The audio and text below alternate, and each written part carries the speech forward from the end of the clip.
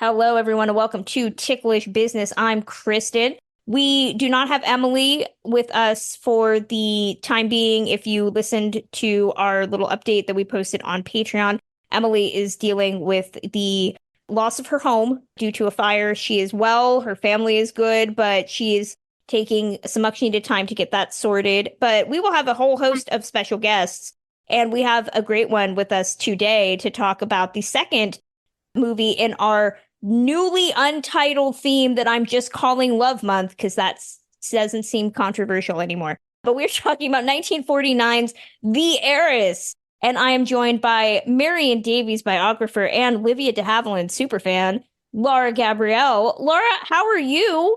I'm doing great. Talking about Livvie and Monty Clift and men who treat us bad, but we love them anyway. Exactly. Adore this movie. It's so good on so many levels. It really is. But before we talk about The Heiress, we'd like to briefly remind everyone that if you haven't checked out our Patreon at patreon.com/ticklishbiz, then you should. We do updates, we do bonus pods, including doubled features looking at remakes based on a true podcast, looking at biopics and true crime, as well as our new series, But Have You Read the Series? Emily and I also just finished our Being Elvis series, talking about Sofia Coppola's Priscilla. We also give out regular care packages of gifts and let you guess on an episode. It all starts at just $1 at patreon.com/ticklishbiz.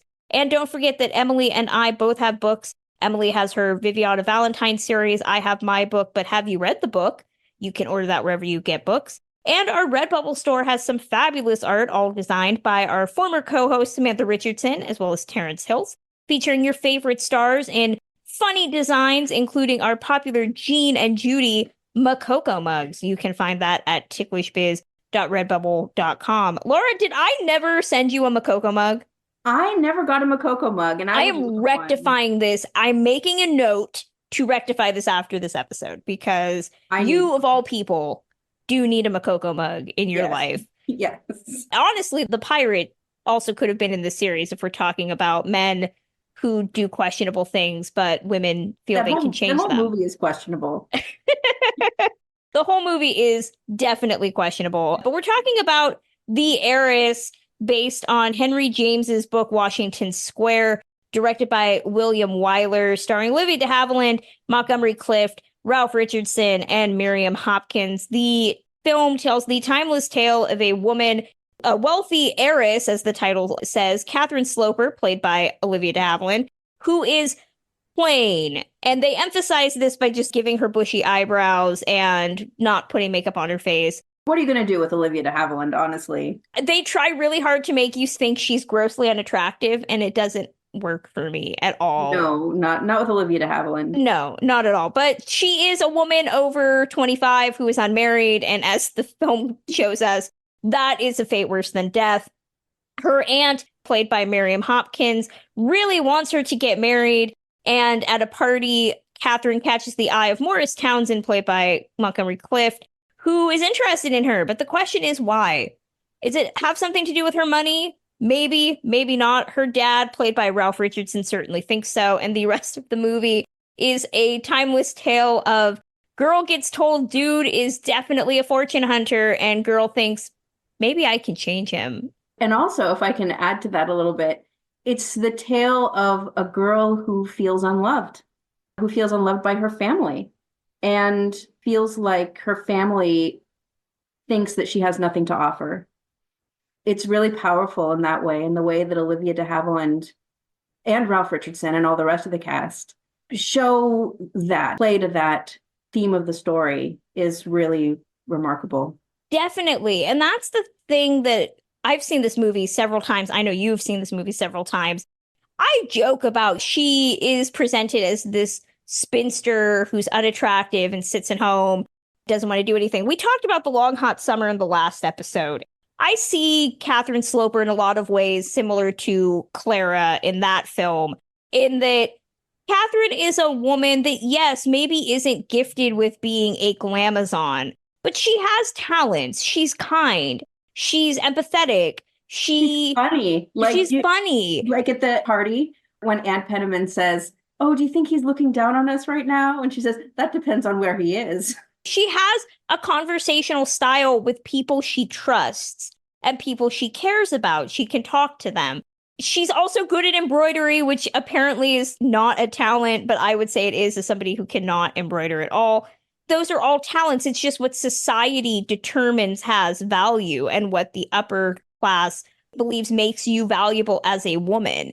To watch The Long Hot Summer and see Clara have such agency and be able to say what she wants in a relationship, that seems progressive for 1958. But what Olivia does so wonderfully in this movie, I watched the TCM intro with Ben Mankiewicz and Noah Baumbach, who brought this up, is that you see her character really transform as the movie progresses. What I love about how Olivia plays this character is that she really is a woman that is told that she's not intelligent, and that is more of the death knell for her than her looks.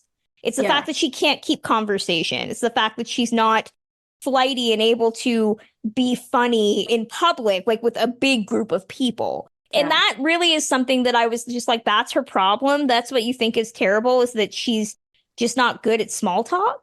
I almost think that she doesn't have as much of a problem with it as the people around her do. And so the climax of her character development comes when she realizes that her father doesn't love her for those reasons.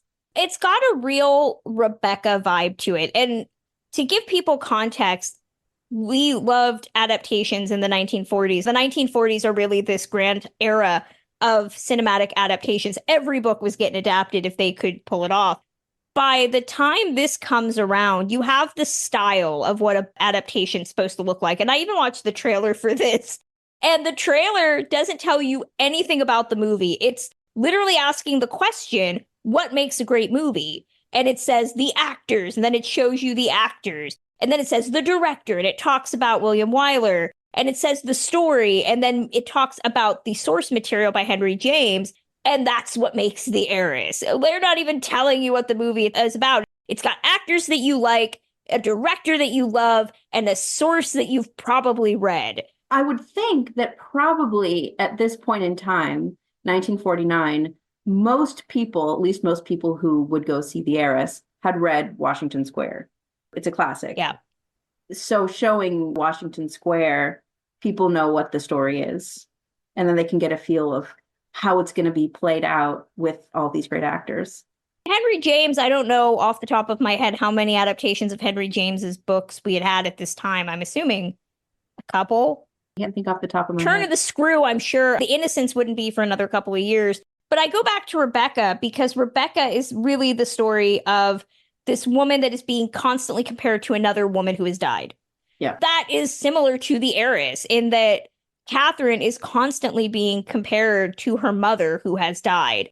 There's that heartbreaking scene where Morris's sister is sitting in the office of Ralph Richardson's character, and she's looking at the picture, and she's like, "This is your daughter?" And he's like, "Nope, that's my wife." Catherine comes in, and she just puts the picture down on the desk. It's a constant reminder that she is a detriment to her father and not comparable to her mother, who apparently was this highly skilled woman. But what I noticed this go round is that he keeps talking about, she says, "I'm wearing cherry red." He's like, "Yes, but your mother dominated the color." And I keep saying he's surprised that all of this stuff, she's not her mom. He's surprised at this. And I kept saying, watching it today, you know, man, 50% of a person's genes are determined by their other parent. So maybe what she's got is all of your genes, and you are just the one that sucks. Yeah, the one. We get the big turn at the end. I don't know if we want to spoil it. Not yet, but we'll come back to it. Okay.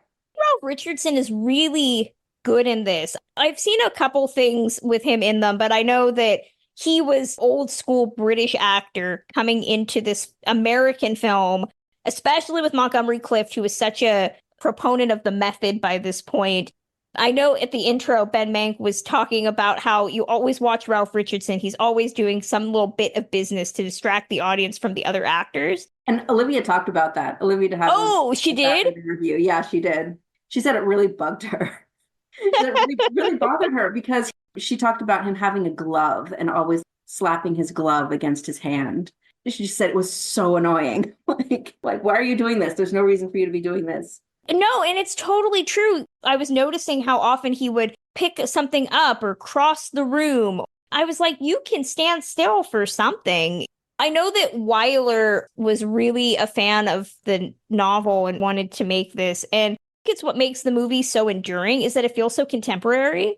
Even though it's set in 100 years before 1949 and it's made in 1949, you can watch this in 2024 and the acting just feels so very fresh.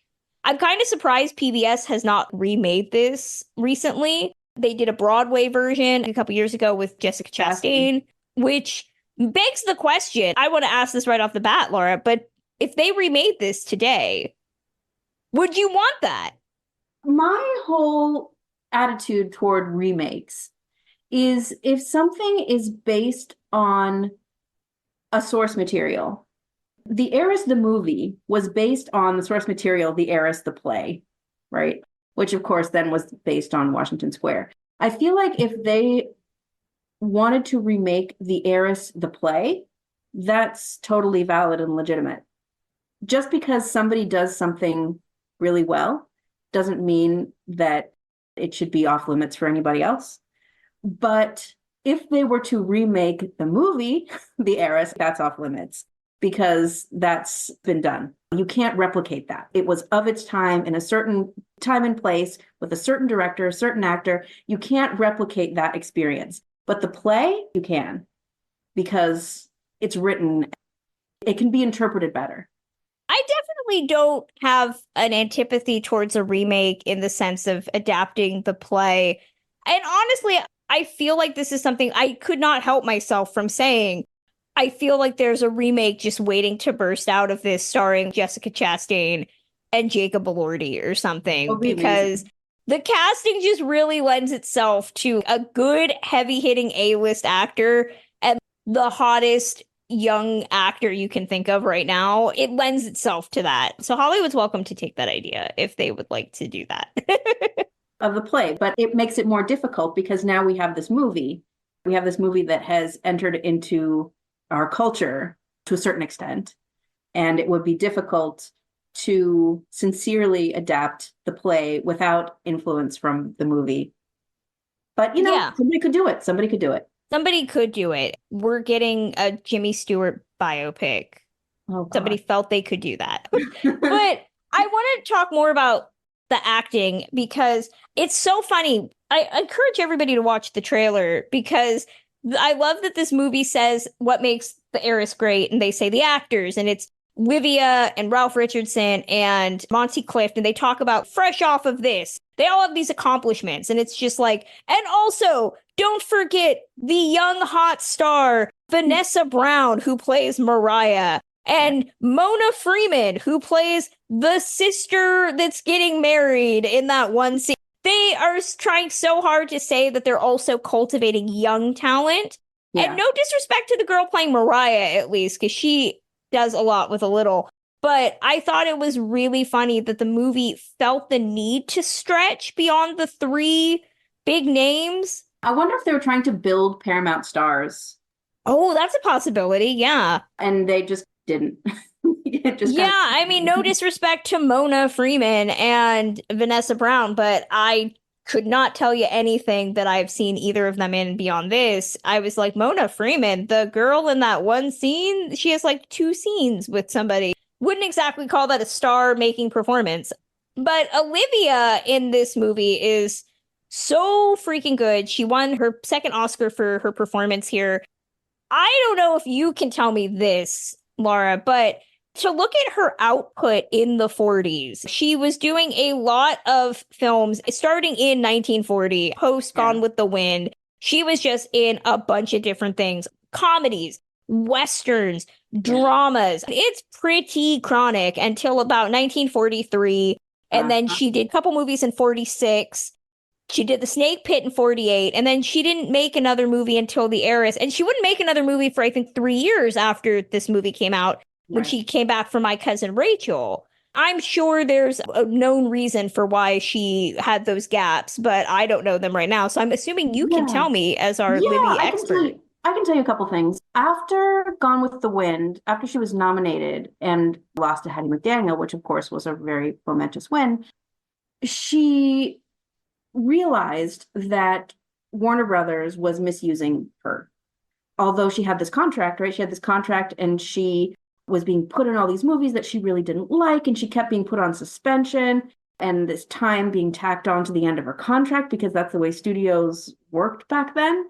It was indentured servitude, for lack of a Indentured better servitude, word. right. So she was under contract for 7 years. The studios interpreted that to mean 7 years of time worked, not 7 calendar years. She thought that she should be doing better quality work. And so she was turning down all of these bad movies that Warner Brothers was giving her because she knew that she needed something more after having been nominated for Gone with the Wind. Come 1943, she was at the end of her rope. She had God knows how much time left on her contract. She had been suspended so many times. She went to a lawyer, and the lawyer told her, I think that we have a way out of this because I think that the studios are interpreting this law wrong. The California labor law of a 7-year contract. I think they're interpreting the law wrong. I think it should mean 7 calendar years and not 7 years of time served. So I think we can take them to court over this. Bette Davis had tried a similar thing back in 1937, I think 38, but she lost. And Olivia took up the mantle and took Warner Brothers to court and won. It became the de Havilland decision, which is still cited today in labor law, that says that an employer can only hold you for a contract for 7 calendar years, not 7 years, 7 years of time worked. She was free from her contract. She had been there 7 years. She was free from her contract with Warner Brothers and went out on her own. She did a couple movies with Paramount. So that was 1943. In 1946, she did To Each His Own, which was her first Oscar win. Then Snake Pit, 48. In 46, she married a guy named Marcus Goodrich, a writer. It was a bad marriage. He was very, very controlling of her, intimidated her, and she didn't work as prolifically as she had been, partly because Marcus was so controlling and so intimidating, and partly because when you were under contract to a studio, you were guaranteed work because of the studio system. That was sort of a sacrifice on the one hand that she made by going out on her own and not being under contract to a studio. She had to find her own roles. She divorced Marcus ultimately in 53 and married a Frenchman shortly thereafter, and then went and lived in Paris and had another child and had this amazing life in Paris. Even in all of those titles that you mentioned, and I know she's talked about how her work in the early parts of her career, fluff roles and all of that, but even some of things like simple, like, Princess O'Rourke is not a hugely, it's not a hugely in-depth, life-changing, seminal film of its era, but it's so sweet. It's so cute, and she is so good in it. It's delightful. She was embarrassed about that movie for her entire life. There's nothing to be embarrassed about with her performance here. What I noticed watching it this go round was how, to go back to that concept of transformation, when she's introduced, we now would call social awkwardness, is so charming in its way. Yeah. When she's sitting with Morris's sister's trying to make conversation, oh, your aunt is here to visit? Yes. And she just leans over to like create distance between the two of them. Well, does she like New York?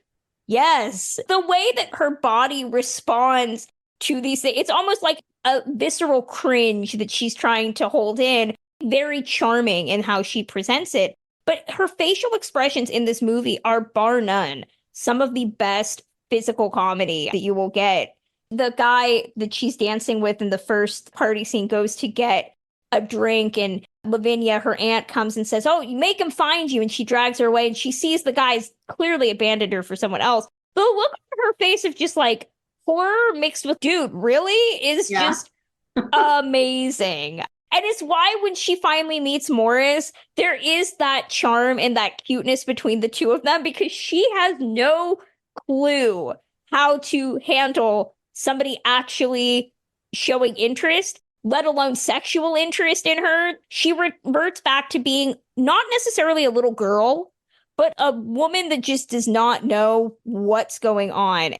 Her vocal cadence changes throughout the movie. She's very high pitched, higher registers as the movie progresses. And then by the end of the movie, she's ultimately in her regular speaking voice, which is about 3 octaves. Oh, yeah, Yeah. or even lower than her regular speaking voice.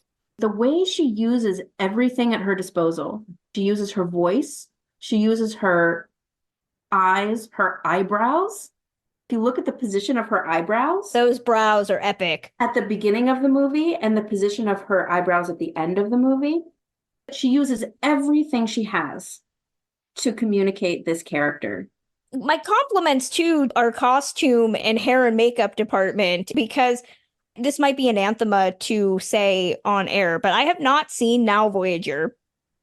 I know, I'm working on that.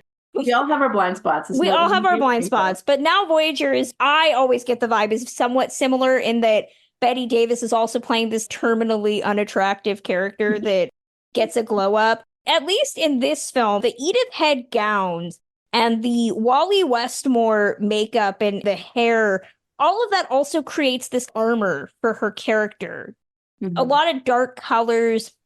Even when she's wearing that beautiful party dress, it's dripping and frippery. It doesn't suit her in a way. By the end of the movie, when she's embraced these dark colors and the form-fitting outfits, I was shocked when she's reunited with her family after her father has died at the end of the movie. And she's got a little cleavage going. She's got the deep V's. It's tasteful. It suits the character. And it's also this assertion of her own identity, which no one's going to notice unless they're really looking.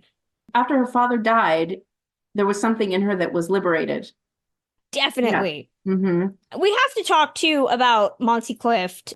Our theme is focused on men who are just dirty, rotten scoundrels, but we love them anyway. Yes. Morris Townsend is just one of the great male characters. The trailer for this movie kept saying, remember him in Red River? Well, this movie really lets him show his romantic side. And I was like, I didn't need to see Red River. And I'm pretty sure the audience already saw the romantic side because he's hot. I'm glad that, you put him in a romantic film. He would have been fine if you put him in a horror movie. It wouldn't have mattered. Right.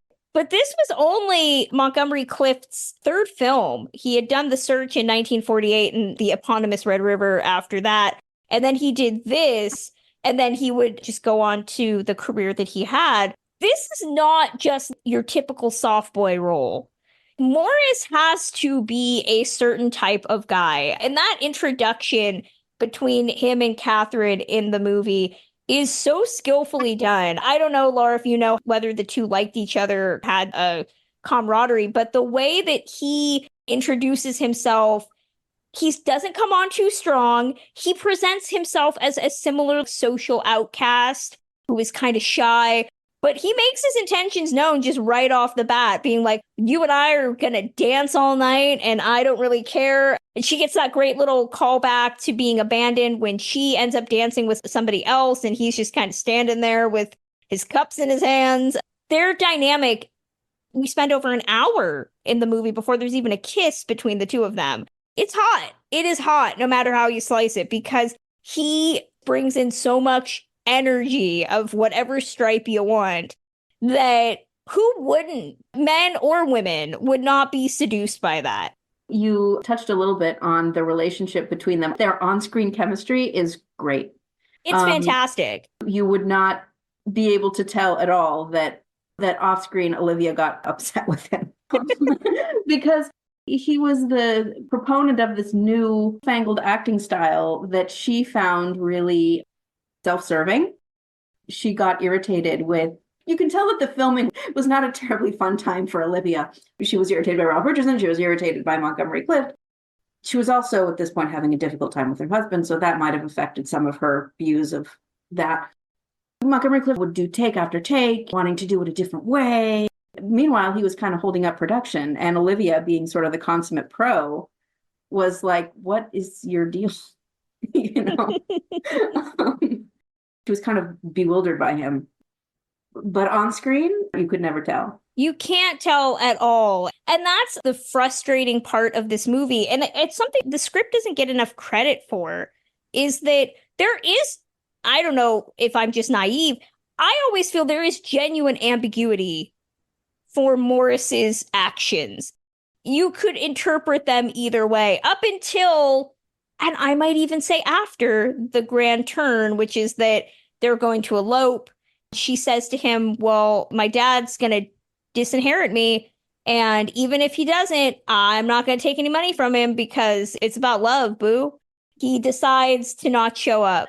Even after he comes back and he explains why he made those decisions. I don't know. Maybe I'm just really swayed by Montgomery Clift in Tales. That's part of the genius of William Wyler's direction, that he does. He leaves this ambiguity about what exactly Morris's aims are. We're pulled in one direction toward the end, but still we're so taken by his charm, we can still see, even at the end, why Catherine fell for him. Yeah. He shows up with that mustache at the end of the movie, and I'm like, that's not helping, but I'm still really into it. And that's really the power struggle of this movie, is Catherine in the middle of her dad versus her paramour. Ralph Richardson, that ambiguity extends to his character as well. Does he not love her, or does he genuinely want to protect her? Is there some gray area that a parent can maybe not love their child, but still not want anything bad to happen to them? Or love their child enough to try to keep them from marrying the wrong person. That's the thing that I laugh about it when I watch it, where he says, oh, he just wants to spend your money. And she's like, yeah, but he could still make me happy while he's doing that. And he's like, yeah, but wouldn't you want to know? And I'm sitting there yelling at the TV like, no, we don't care. He's just really hot. That's the thing, too, is that they're both delayed maturity-wise. Catherine is very much still a young, naive woman. And Morris is a spendthrift who's been seemingly coddled for a lot of his life. He talks about putting in his time and working the land at the end of the movie when he comes back, but you're still not believing that he's a guy who's given up the champagne taste that he's looking for. Yeah, and to that point, does Morris even really understand what love is? Maybe he really thinks that he loves Catherine. And he thinks that maybe love is loving money. Her father says he's got these expensive gloves, and what does his sister have? She has nothing. Maybe it's a generational divide. I'd be like, does that really mean that he's callous and unfeeling? There's backstory, there's context to people. That's what I appreciate about the script, is it's saying you can't define these characters based on how they live and die on the frame. There's all these other things that happen in a person's life that we don't see, and we're just getting that small glimpse. And the other thing that I just thought of just now, and I have not ever thought of before, so thank you very much for that. Yay! Is this story takes place at a time, at a turning point in what marriage means. 1849, people are just starting to marry for love and not for money.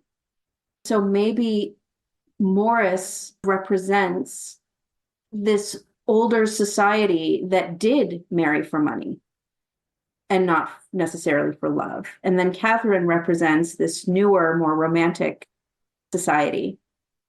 There's no way to test until her father puts the doubt in her head that he wouldn't have made her happy. That's the thing that's really skillful about the script, is that these two people could have certainly had fun with the money that she's going to inherit. That doesn't necessarily make it bad. It's about awareness of intention. That's the big thing, is that she tells her dad at one point, I didn't know it until you said it.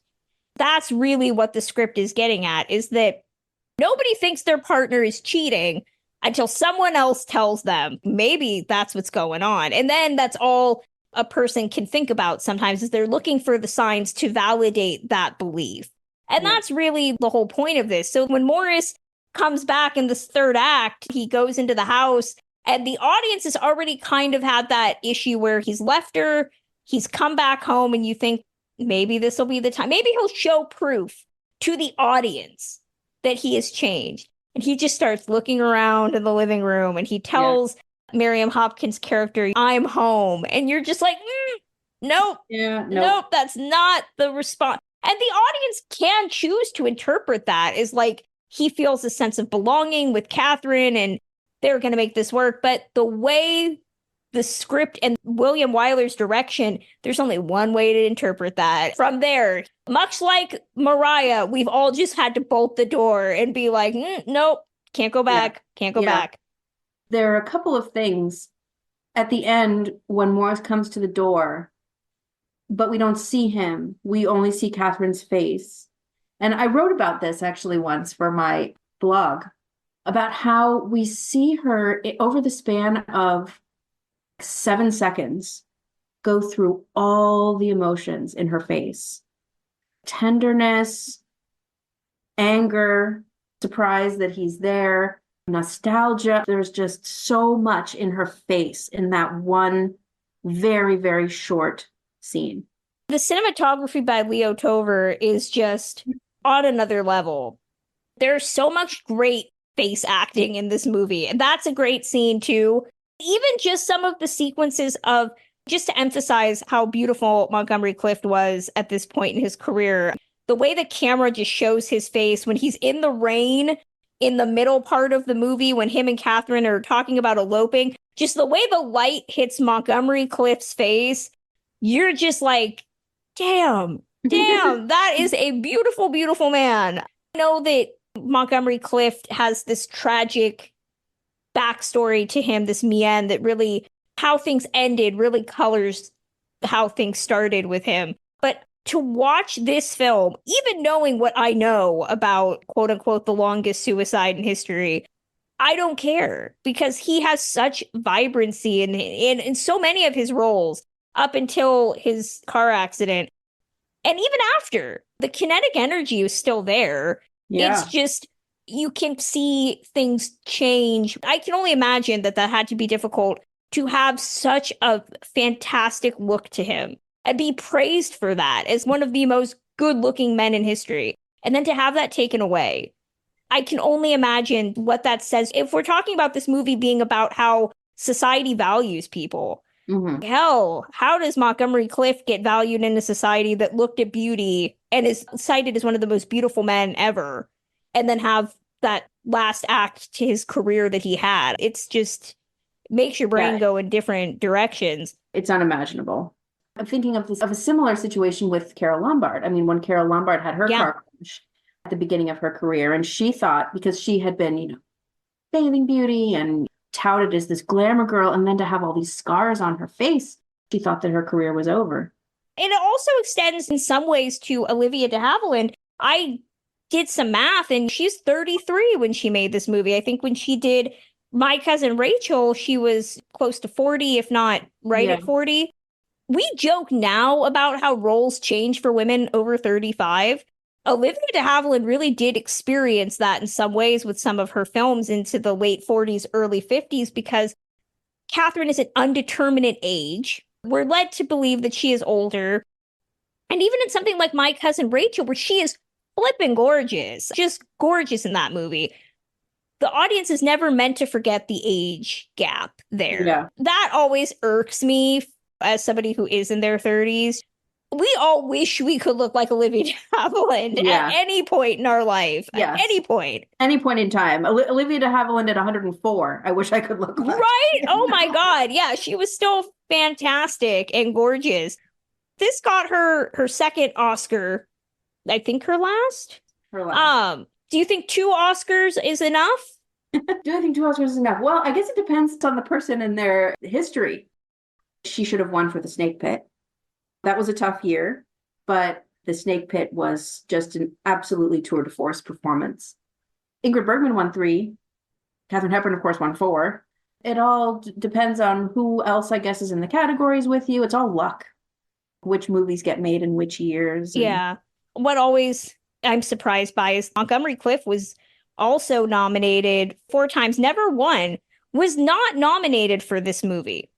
I shouldn't be surprised because we know Oscar always gets it wrong, but how? How do you not nominate him for this performance? I guess because the assumption is he's the love interest. He's a romantic leading man that's not stretching the bounds of acting.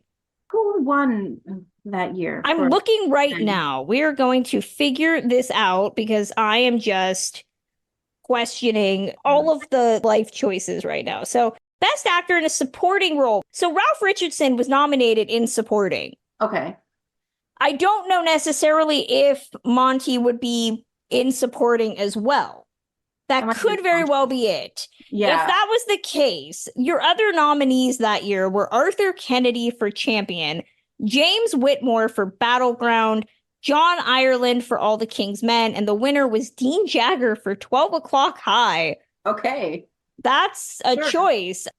I don't know necessarily if they would have split the vote. In case anybody's curious about who was nominated in leading actor, it was Richard Todd for The Hasty Heart, Kirk Douglas for Champion, Gregory Peck for 12 O'Clock High, John Wayne for Sands of Iwo Jima, and the winner was Broderick Crawford for All the King's Men. All the King's Men's not necessarily considered a beloved movie. It's really interesting. You can see the remnants of World War II, Sands of Iwo Jima, but then we're getting this weird reunion of the Western, which is odd. If anybody knows about what was going on in the 1949 Oscar year, would love to know. I'm irked. Monty got robbed. Justice for Monty. In case anybody's curious, Montgomery Clift did get 4 nominations throughout his career. 1949 for The Search, 1952 for playing another similar guy that we should really hate for A Place in the Sun. And then he got nominated again in 1954 for From Here to Eternity. And then his last nomination was 1962 for Judgment at Nuremberg, which honestly, he should have won that one. That was amazing. Second week in a row, we've brought up Judgment at Nuremberg, which... As one does. As one does. That's just a film that we should definitely talk about at some point once we've accurately prepared for just the hardness of that 3-hour opus. You have to really gear up for that movie. You really do. On a whim. We should mention one other member of this cast that we did not, which is Miriam Hopkins. Oh, yeah. Miriam Hopkins as Aunt Lavinia. That's also mentioned in the original trailer. But welcome back, Miriam Hopkins. She had left Hollywood to go on the stage, continued to get in trouble for being a big pain in the ass everywhere she went. Oh, girl. And then came back to make this movie. She worked with Wyler again on The Children's Hour, which is another fantastic performance of hers, playing a similar character in that she's annoying, but ultimately a tragic, lovelorn example of a different era. She's so good in this. And again, was not a young woman by this point. Miriam Hopkins was gorgeous in the 1930s. Still looks very good here for being a woman getting up there in years. I love her character. She is bringing some much needed levity into this movie. Her and Olivia de Havilland have a great rapport. There's that part where she runs into her aunt's room to tell her that Morris and her are eloping. She already knows everything. Everything is like, I already know. How would I know if I'm not here? She's just very involved in everything. And she's so fun. I want to say when I read Alan Ellenberger's biography of her, she still fancied herself a star at this point. And there were expectations in how to treat her on this set. The original title for that book that got rejected by Kentucky was The Most Magnificent Bitch or something. Miriam Hopkins walked so Olivia de Havilland could run. If you have not seen Miriam Hopkins and some of her best work of the 1930s, you should definitely go back and look because all of them are funny and saucy. Her playing grand dame characters in her later years worked out really well for her. I don't know if I'm talking out of turn, but I feel like she was right before the hagsploitation got to be really bad. She thankfully did not have to deal with a lot of that. Definitely was a big pain, but we love her, and I love her in this. She's so good. Love her. So I went to Paris. As one does. As one does, a couple years ago. for the opening of the Olivia de Havilland Theater at the American University of Paris. Her daughter was there. Her daughter was there with her husband, very lovely people. Her husband got up and introduced the Heiress. So they showed the Heiress at the theater, the new theater that was being inaugurated. He said, knowing Olivia and knowing what the plot of this movie is, I can only imagine that she must have drawn this experience from, and then her daughter said, no, don't say that, wait till the end. It was like, okay, we'll talk about it at the end.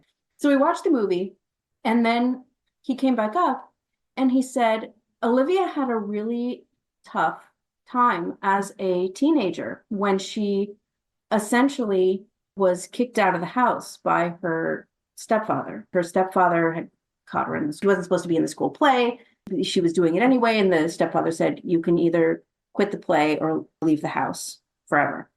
And Olivia decided to leave. And she went through this really horrible depression, essentially feeling like she was unloved and abandoned. So Giselle's husband, Olivia's daughter's husband, said that he thinks that she was drawing on that experience to create the character of Catherine, who was unloved and abandoned and let down by everyone who was supposed to love her.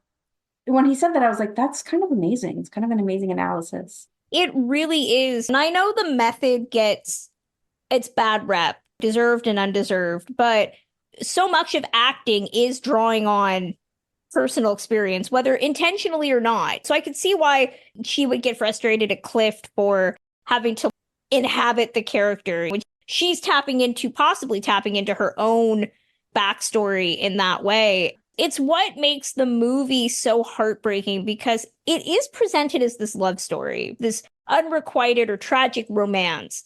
And yet it really is a really dark family drama about what happens when you, as an adult, realize that your parent is a narcissist that doesn't have any conception of you as your own individual person. There's one specific moment where Ralph Richardson says, your mother could do it. Why can't you? It's why I always say, well, half of your genes come from both parents. What's your culpability in this? So the way that Olivia, without saying anything in that scene, is pretty much saying, I'm not that person. I'm not a person that is now gone. I'm my own person. And that's ultimately what the audience wants. They want to see her succeed as her own person. Yeah. And it's ultimately why the relationship with Morris does not work out, because were she to be with him, she would again be sublimating parts of herself to keep this person happy. That there is this air of she needs to appreciate. And I think that's ultimately where Lavinia is coming from, is you need to appreciate this opportunity with this guy because you will never get it again. And yet, at the end of the movie, when she's going up that staircase, it is her first real act of autonomy. Rightly or wrongly, she's made a decision and she is willing to own that decision. And that's a huge step. It's a huge step for the character because she didn't have any of that before. And all of that's wrapped up in Montgomery Clift in pleated pants, just looking like a snack throughout the entire movie. The Heiress is a fantastic movie. It's one of the greats, in my opinion. There's a reason that every director talks about Wyler and this movie. We need to be talking all the time about Olivia de Havilland, what a trailblazer she was, both financially, professionally, personally. 104 years old, longevity-wise, she's also just... last remaining star of the golden age of Hollywood. I maintain that she passed in, February of 2020? July. We all should have known 2020 was just like a gone year at that point. I remember when she passed being like, well, we were in the throes of the pandemic. Everything was bad. I was like, well, just wrap it up. We're done. If the comet comes at this point, we all should have seen it coming. But I love this movie. I think this movie is one of the great movies. It's just perfect. Laura, final thoughts on The Heiress? If you haven't seen it, you're missing out. It's a triumph of filmmaking, of acting. It just represents the best of the golden age of Hollywood. Let us know your thoughts on The Heiress, Montgomery Clift's hotness, anything you want. You can email it to us at ticklishbiz@gmail.com, or you can send it to us via all social media platforms, Twitter at ticklish_biz, as well as Instagram and Facebook at ticklishbiz. I'd like to thank Lara Gabrielle once again for joining us on this episode. Laura, feel free to let people know where they can get in touch with you, buy your books, anything you have upcoming. I can be found on all social media except TikTok, which I still can't figure out. No one can. Instagram, I'm at Backlots Film on all platforms, so at Backlots Film. Instagram, Twitter, Threads. My book is available everywhere, anywhere you want to get it. I always encourage people to support their local bookstores. The book is called Captain of Her Soul, The Life of Marion Davies. It's an amazing book, and she's usually always doing events and whatnot. So if you get an opportunity to see Laura in person, I heartily endorse it. Yeah, I'm going to be at the Niles S&A Silent Film Museum on the first Saturday in March, the 3rd, whatever that first Saturday in March is. I'll be there. And then for people who are in Texas or anywhere around there, I'm going to be at the Austin Film Society on March 30th. That's going to close out this edition of Ticklish Business for today. You can listen to us on Apple Podcasts or Spotify or really any podcast app. Reviews matter, and we would really love one in 2024. So head over to Apple Podcasts and leave us 5 stars. You can once again follow us on all social media platforms, ticklish_biz on Twitter, as well as on Facebook, Instagram, and TikTok at ticklishbiz. You can always follow me at thewrap.com, as well as on all social media at Kristen Lopez 88. Emily Edwards is over at Ms. Emily Edwards. Our Patreon helps keep the lights on at Ticklish Biz HQ and gives us chances to do new content, like our episode on Priscilla. So consider helping us at patreon.com/ticklishbiz. And my book, But Have You Read the Book, is out. You can order it wherever you buy books. And if you want to listen to any of our episodes going all the way back to episode 1, you can always find that at our free archive, which is ticklishbusiness.podbean.com. We will be returning with a new episode on March 13th, transitioning out of Love Month, but still keeping it hot with a tribute to the anniversary of Marilyn Monroe, Tony Curtis, and Jack Lemmon in the film Some Like It Hot. Till then.